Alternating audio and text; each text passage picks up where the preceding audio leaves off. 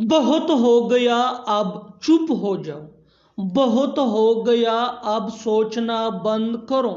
बहुत हो गया अब वक़्त बर्बाद न करो। बहुत हो गया अब खाना खा लो। इन जुमलों को गौर से देखो। ऐसे जुमले हम अपने डे टू डे लाइफ यानी रोज़मर्रा ज़िंदगी में ज़रूर बोलते या सुनते हैं दूसरों से। ऐसे जुमले हमें रोज़ बोलने या सुनने को मिलते हैं अपने डे टू डे लाइफ में।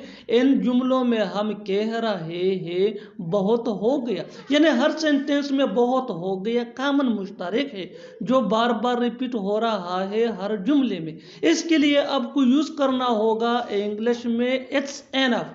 इट्स एनफ मीन बहुत हो गया। इट्स ये इट इज का शॉर्ट फॉर्म है। आइए कंप्लीट स्ट्रक्चर समझते हैं। Let me explain.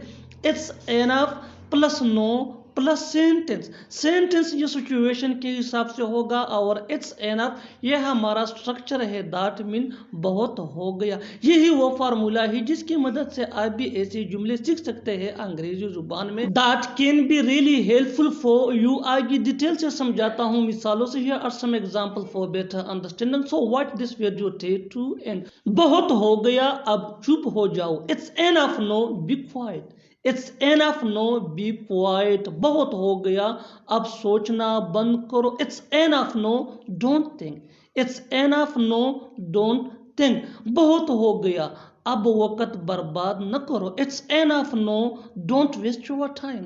It's enough no don't waste your time. बहुत हो गया अब खाना खा लो। It's enough no have food.